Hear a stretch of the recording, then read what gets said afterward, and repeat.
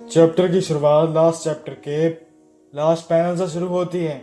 हम देखते हैं उसी इंसान को जो प्रोटैगनिस्ट के पीछे खड़ा था। तभी हम प्रोटैगनिस्ट के पीछे खड़े इंसान को अपना शवल पीछे ले जाते हुए देखते हैं और एक आवाज सुनते हैं, ठक, जैसे कुछ टकराया हो। तभी हम टैड को कहते हुए सुनते हैं, तुम्हें प्रूव करना पड़ेगा कि तुम उसके काबिल हो। प्रोटैगनिस्ट कहता है, ऐसा मैं क्यों करूंगा। टैड प्रोटैगनिस्ट को देखता है और कहता है, तुम्हें करना पड़ेगा। दूसरे ही पैनल में हम समंथा को हॉलवे पे चलते हुए देखते हैं। वो प्रोटैगनिस्ट के गेट के आगे निकल जाती है और फिर पीछे मुड़ती है, उस गेट के पास जाती है और बोलती है कि सर क्या आप सो चुके हैं। प्रोटैगनिस्ट डरा हुआ होता है, वो लंबी लंबी सांसें ले रहा होता है। समंथा डोर के होल से देखती है कि प्रोटैगनिस्ट लेटा हुआ होता है। वो बोलती है, मुझे समझ नहीं आ रहा ऐसे सर्कमस्टेंसेस में कौन कैसे सो सकता है। प्रोटैगनिस्ट डरा हुआ होता है। तभी समंथा की जाने की आवाज सुनते ही वो बोलता है, डैम इट, मुझे लग रहा है जैसे कि ये रात कभी खत्म ही नहीं होगी।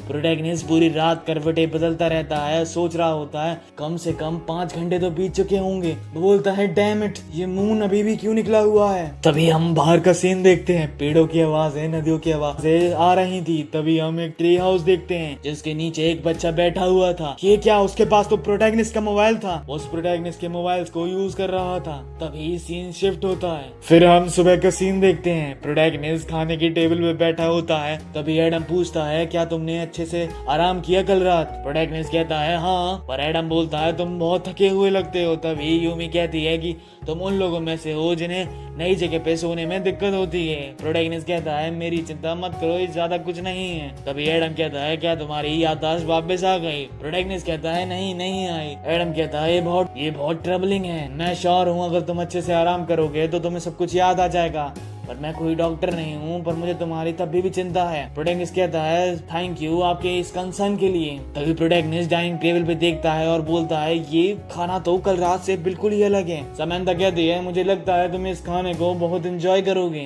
तभी प्रोटैगनिस्ट कहता है, बिल्कुल, पर वो पूछता है, क्या ये खाना आपने बनाया पूरा खुद से। ये सवाल पूछते ही पूरा वातावरण बदल जाता है। प्रोटैगनिस्ट को पूरी फैमिली बहुत ही डरावनी नजरों से देख रही होती है। प्रोटैगनिस्ट बहुत डर चुका होता है। तभी एडम पूछता है कि तुम्हें इससे कोई समस्या है। प्रोटैगनिस्ट कहता है, बिल्कुल नहीं। तभी एडम कहता है, तो ठीक है। वो प्रेयर की पोजीशन में आता है। तभी समंथा एडम से कहती है, तुमने कहा था तुम्हें इससे पहले कुछ कहना है। एडम हंसते हुए जवाब देता है, बिल्कुल सही, मैं कितना भूलने लगा हूँ। तभी एडम हंसते हुए अपने हाथ डाइनिंग टेबल के नीचे ले जाता है और जूतों की 2 जोड़ी डाइनिंग टेबल पे रख देता है।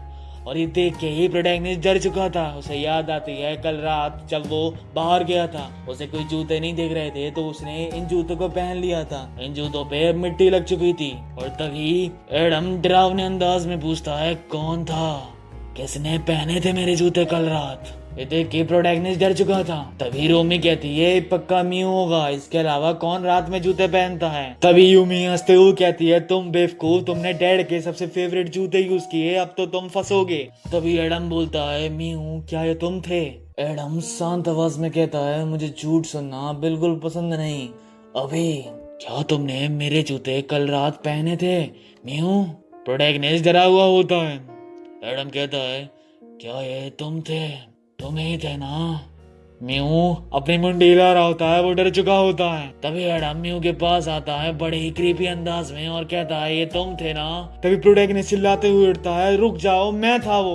उसकी चेयर पीछे गिर जाती है और तभी पूरी फैमिली उसे देख रही होती है। एडम कहता है, क्या तुमने मेरे जूते पहने थे। और तभी प्रोटैगनिस्ट कहता है, मैं पूरी रात बोर हो चुका था, ना तो मेरे पास मोबाइल था ना कुछ करने को, तो मैंने सोचा कि मैं बाहर चला जाऊं। मैं माफी मांगता हूँ आपके जूते पहनने को। तभी एडम बड़े कंफ्यूज अंदाज में कहता है, क्या तुम बोर हो रहे थे। और तभी प्रोटैगनिस्ट कहता है, बिल्कुल। फिर से एडम कहता है, तुम मेरे घर में बोर हो रहे थे। और तभी एडम कहता है, तो हमें तुझे एंटरटेन करना पड़ेगा।